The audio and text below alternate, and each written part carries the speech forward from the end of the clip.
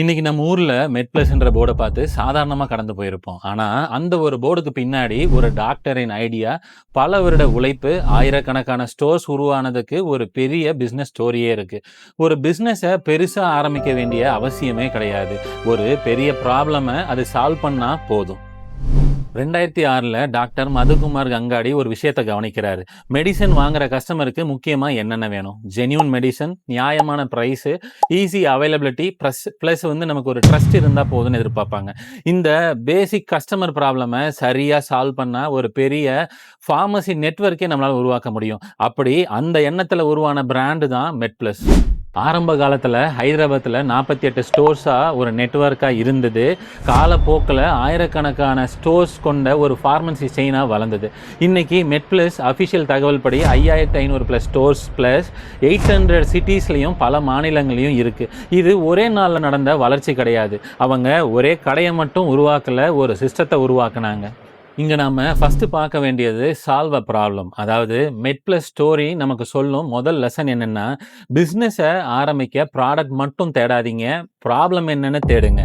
கஸ்டமருக்கு என்ன கஷ்டம், எது கிடைக்கல, எதை இன்னும் பெட்டரா கொடுக்க முடியும், இந்த 3 கேள்விகளுக்கும் ஆன்சர்ல தான் நிறைய பெரிய பிசினஸ் ஐடியாஸே மறைஞ்சிட்டு இருக்கு. அடுத்தவங்க நம்புற விஷயம் ட்ரஸ்ட்.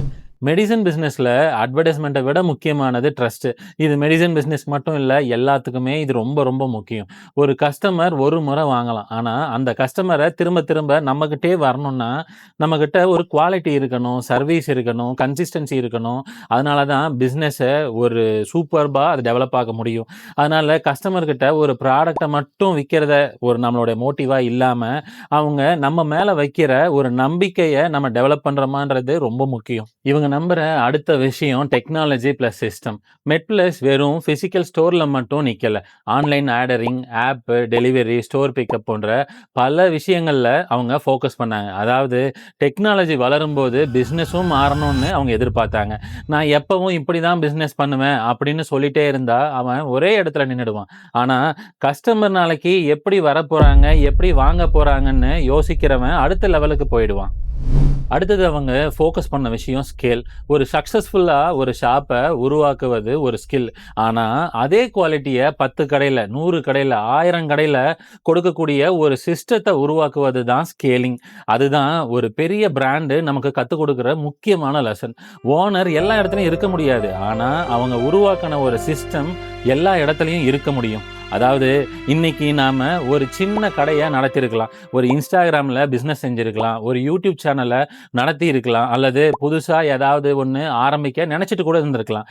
இன்னைக்கு சைஸை பார்த்து உங்கள் ஃப்யூச்சரை டிசைட் பண்ணாதீங்க. ஒரு பிராண்டு, அதாவது இன்னைக்கு ஒரு பிராண்டா இருக்கிற ஒரு பெரிய கம்பெனி வந்து ஒரு நாள் டே 0ல அது டே 1ல தான் இருந்திருக்கும். ஒரு முதல் கஸ்டமர் இருந்திருப்பாங்க, ஒரு முதல் ஸ்டோர் இருந்திருக்கும், ஒரு முதல் ஃபெயிலியரும் இருந்திருக்கும். டிஃபரன்ஸ் என்னன்னா அவங்க தொடர்ந்து இம்ப்ரூவ் பண்ணிக்கிட்டே இருந்தாங்க, சிஸ்டத்தை உருவாக்க ட்ரை பண்ணிக்கிட்டே இருந்திருப்பாங்க, கஸ்டமர் ட்ரஸ்ட்டை என்னைக்கும் விடாம பில்ட் பண்ணணும்னு நினைச்சிட்டே இருந்திருப்பாங்க. இதுதான் அவங்க ஸ்கேல் பண்ணதுக்கு ஒரு ஸ்ட்ராங் பேஸாகவும் அமைஞ்சது. அதனால start small, build trust, create a system, think பிக்னு நாமளும் நமக்கான விஷயத்த நம்ம மைண்ட்ல எப்பயும் வச்சுக்கிட்டே இருக்கணும். இன்னைக்கு ஒரு சின்ன பிசினஸா இருக்கிறது நாளைக்கு ஒரு பெரிய பிராண்டா கூட மாறலாம். அடுத்த வீடியோல இந்த மாதிரி இந்திய பிராண்டை எப்படி 0ல இருந்து ஒரு பெரிய பிசினஸா வளர்ந்ததுன்னு பார்க்கலாம். இந்த மாதிரி பிசினஸ் சக்சஸ்ஃபுல் வீடியோஸ்க்கு எங்க சேனலை சப்ஸ்கிரைப் பண்ணுங்க. மேலும் இந்த மாதிரியான விஷயங்களை எங்களுக்கு இதை பத்தி பேசலான்னு உங்களுடைய ஃபீட்பேக்ஸ் ஏதாவது கொடுக்குற மாதிரி இருந்தா எங்களுக்கு உங்களுடைய கமெண்ட் செக்ஷன்ல நீங்க உங்களுடைய கருத்துக்களை கொடுக்கும்போது எங்களுக்கு ரொம்ப சப்போர்ட்ஃபுல்லாகவும் யூஸ்ஃபுல்லாகவும் இருக்கும். Thank you all.